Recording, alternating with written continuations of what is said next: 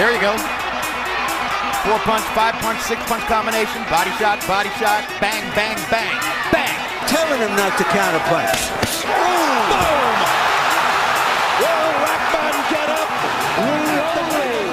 Iron. You're going through all the instructions. This is for the championship of the world.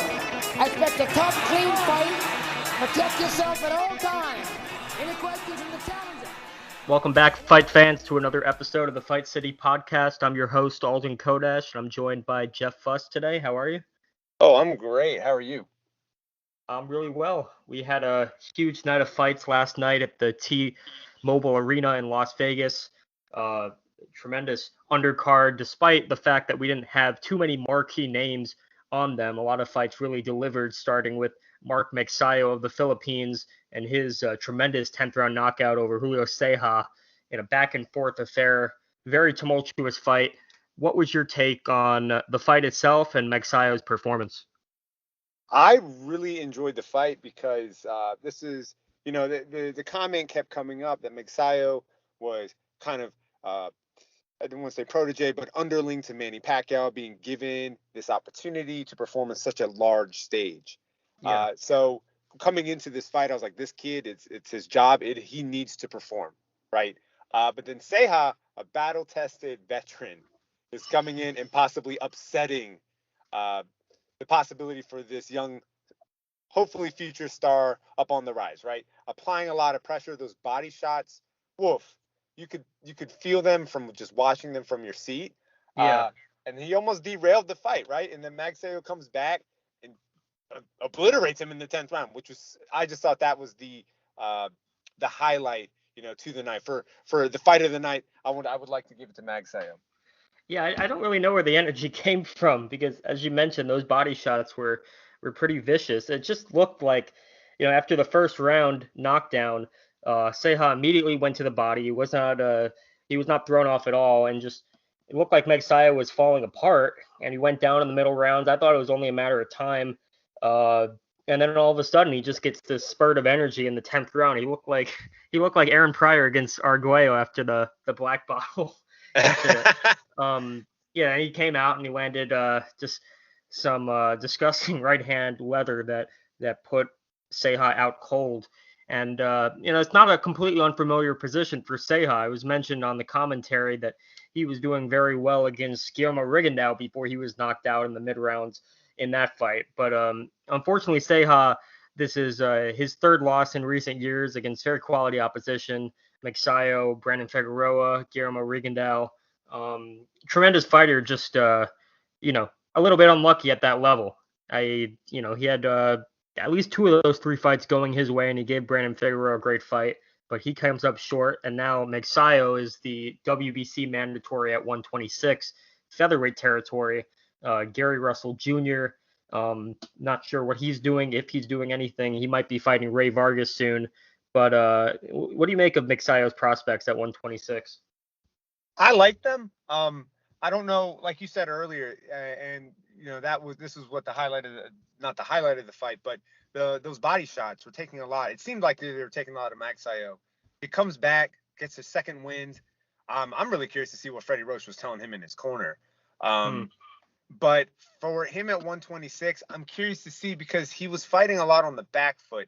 Now, I would like to see, I don't know, was his cardio just not there, or I'm more on the lines that Ceja was just taking it to him, and he might not have been ready for such a huge amount of pressure. But I would like to see the Gary Russell Jr. fight. I don't think he might. At this point, I don't think he wins that fight, just because his output seems to be pretty low. But that, you can never judge a book by its cover, especially based on this performance. Like, everyone got a puncher's chance, and he got it last night. Yeah, that's true. There's also some other killers at 126. Emmanuel Navarrete really stands out as one of them. But Magsayo at least puts himself in the mix on paper now. He has a stake at the WBC title. At least he's a mandatory challenger. He's guaranteed to get himself some big fights if he keeps going with it. So congratulations to him. He gets the knockout in the 10th round, and he moves on with his career. In the co-feature, and I didn't want to spend too much time on it because it's kind of sad watching these two fighters fight. This was a fight that was at least 10 years past its best date, past its expiration date, so to speak. Victor Ortiz losing a close unanimous decision to Robert Guerrero. For all intents and purposes, I don't think either of them should have been given a license to fight after some of their more recent devastating knockout losses in recent years. They've both been inactive. It was a hard fought fight, more or less, but yeah, hopefully the last hurrah in both of them. Yeah, I gotta say these two dudes are younger than Pacquiao, but Pacquiao seemed to, at the age of 42, that guy's a legend because clearly he has more energy than those two. They put up a good effort. I just don't see why it was a co-main event. That would have been a better lower down the rung undercard. Yeah. I really hope that these two take a look at this performance and just maybe hang them up, because I'm afraid that they're going to get hurt if they're ever placed with anyone, even in the top 15. Yeah, these guys, both of them aren't really one to take a hint, so to speak. You have Guerrero, he was devastatingly knocked out in recent years, and he kept treading along. And Ortiz has been on the losing end of a lot of very disappointing outcomes, a lot of very damaging fights. He's also had trouble outside the ring in his personal life. But unfortunately, I could see both of them keep fighting, and hopefully it doesn't get as much glamour as it did last night, in which they put it on the co-feature. No need for that, really, especially when you got guys like Mike Sayo and Ceja putting on a fight of that caliber. That had every reason to be the co-main event. Yeah, I agree and not Ortiz. Because these two battle-hardened veterans, we thank them for everything that they've done to the sport, with the sport, but definitely not co-feature attention. Like, they just don't need that. Yeah. Well, Robert Guerrero gets the close decision. I think at least the right man won. It could have been a draw, but oh well. He moves on, hopefully to not much else. Hopefully he packs it in soon, but we'll see. Manny Pacquiao in the main event. So Manny Pacquiao was the 4-1 favorite against the WBA champion Yordenis Ugas, who the belt went to after inactivity from Pacquiao after his win over Keith Thurman. Yordenis Ugas defending his championship with a clear-cut unanimous decision victory, close but unanimous, 115-113 and 116-112 twice. Ugas fought a tremendous fight, tremendous game plan, and taking that fight on 11 days' notice after the fight with Fabian Maidana went through and the fight with Errol Spence with Pacquiao went through. It looked like the kind of performance he put on that he was preparing for Pacquiao for 6 weeks, 8 weeks, rather than 11 days. Yeah, his counterpunching, he knew how to throw that right hand, which Pacquiao just somehow never got out of the way of the right hook. Yeah, like you said, it looked like he was preparing for him. So kudos to him to come in, take out a legend like that. Close decision, of course, but you could definitely tell Pacquiao respected that power. Because every punch, he was just kind of, he always had to take an extra step just to get himself rebalanced. That's right. Yeah, Ugas was. I thought the concentration and consistency were the key in that fight. I mean, he knew what was working for him. He kept with it, and he wasn't thrown off by Pacquiao's feints or fury or anything. And the main thing is that Pacquiao, he kind of instinctively, even at his age right now, 42. He knows when a fighter is not in position to punch or counter punch, and he jumps on them. I mean, just ask Tim Bradley, just ask Keith Thurman in his first round knockdown against Pacquiao. When Pacquiao senses that you're just remotely not in a position to counter or defend properly, he jumps on you. And Ugas didn't give him any of that throughout the night.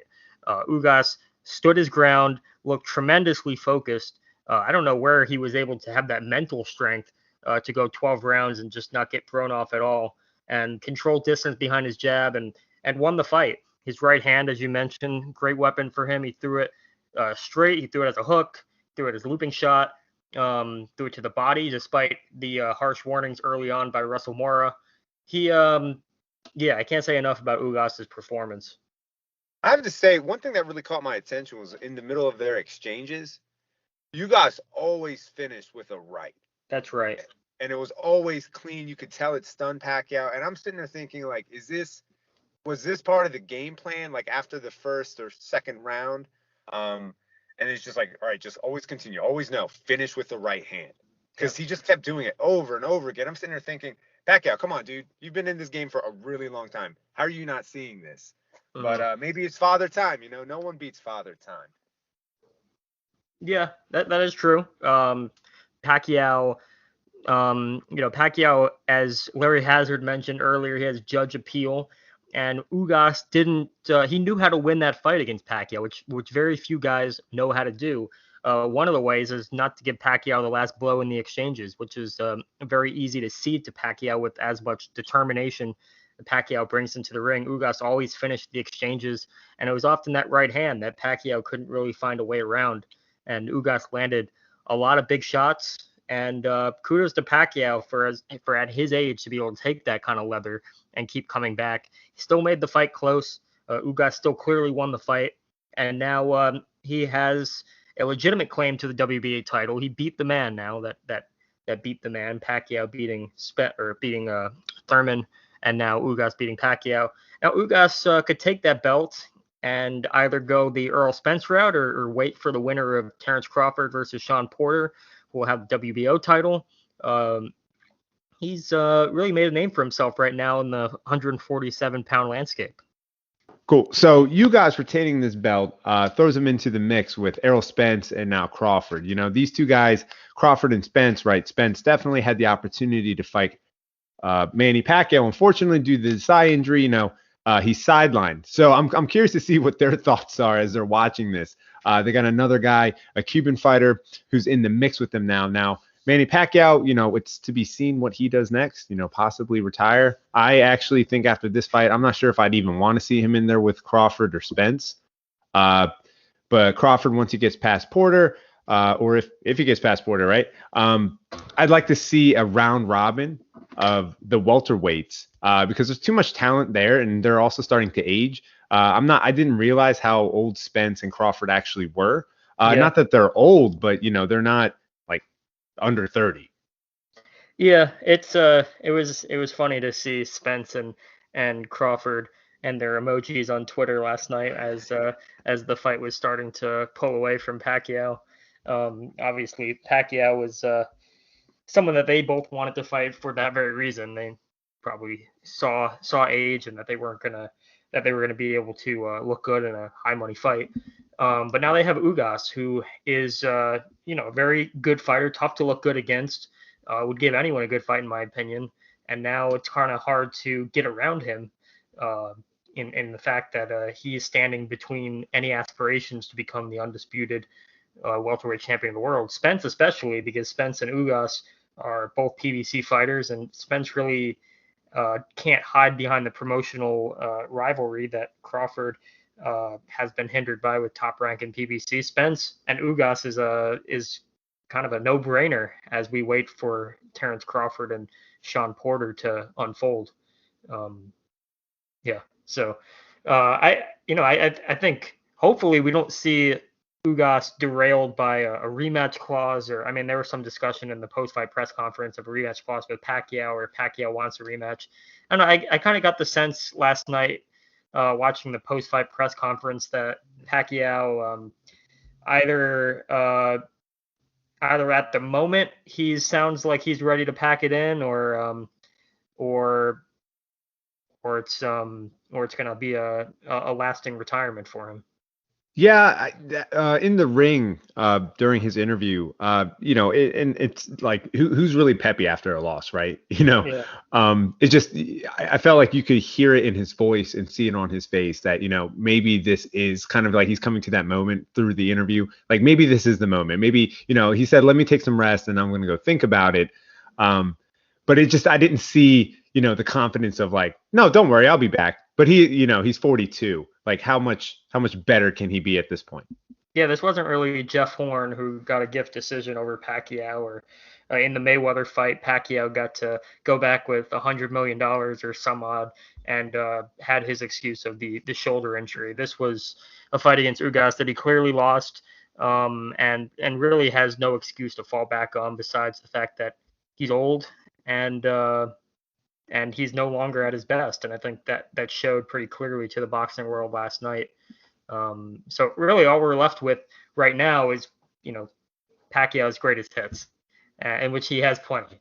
I think I can't even count how many phases of his career, but I think one of the more fond moments in recent years is just the fact that this phase of his career, he signed with PBC and was taking on the likes of Keith Thurman and was scheduled to fight Earl Spence for really no reason at all besides maybe the fact that he wanted to finance his political runs, but he could have done that, in against much safer opposition.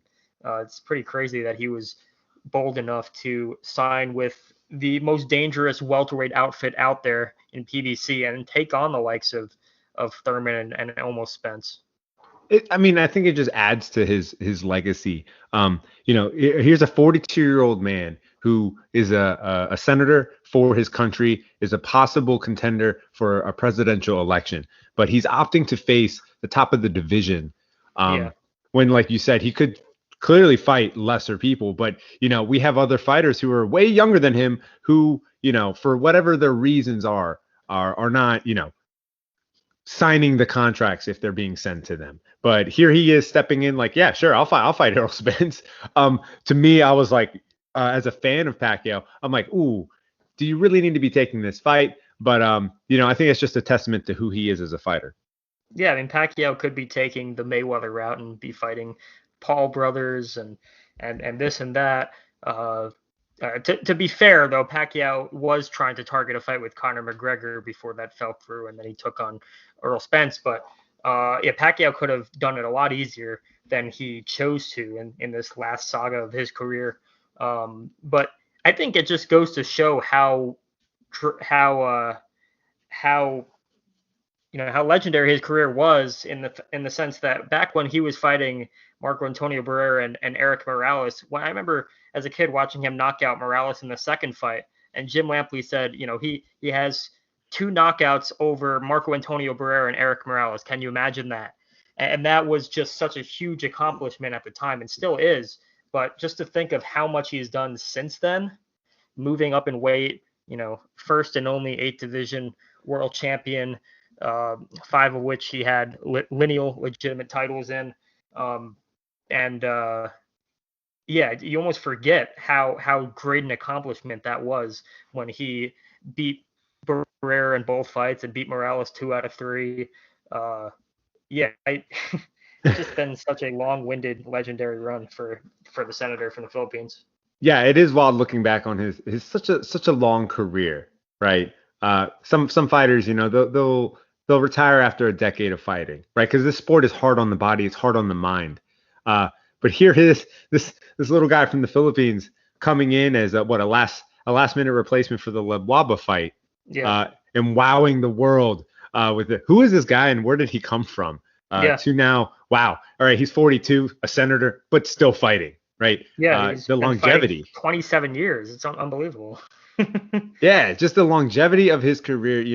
I feel, even if he did choose to retire today, he's still going to be a presence within the boxing community, even if he just walks away from the sport, and is never seen at another fight again. I do understand he has Manny Pacquiao promotions, but his name is always going to carry on. Everyone's gonna be like, hey, I remember Manny Pacquiao from like 2007, or Manny Pacquiao from 2021. That is such a leap within time. Yeah. Pacquiao's and Pacquiao wasn't just biding time like guys like Roy Jones, who fought well past their prime. Pacquiao was beating top-notch opposition as old as he got in there. And even last night, he held it together and fought his way to a close decision loss against a very top fighter. He didn't really dwindle like you'd expect old fighters. Clearly he showed signs of age last night, but the way he maintained himself up the scale and through the years, in a style that really doesn't lend itself to longevity to begin with, a style that relies heavily on agility and handed foot speed, and to some extent punching power. Pacquiao was able to hold it together through the years and through the weight classes. And yeah, it's just beyond me. I'm not sure if we'll see anything just quite like him ever again. Yeah, he's literally a one of a kind talent. And I just feel very fortunate, to have been able to watch so many of his fights growing up. Yeah. Manny Pacquiao, over 70 fights, 42 years old, probably heading into being a president of the Philippines next year if all goes well in his 2022 election run. I think he's done everything he needs in the sport. We wish Manny Pacquiao a farewell from everyone from the Fight City, and it's been a pleasure sharing this very touching moment with you, Jeff. Likewise, Alton. Yeah. So that about wraps it up for this episode of the Fight City podcast. Check us out at thefightcity.com. I'm your host, Alden Kodash. Thank you, Jeff, and hope to hear from you soon. Same. Have a good one. I expect a tough, clean fight. Protect yourself at all times. Any questions from the challenger?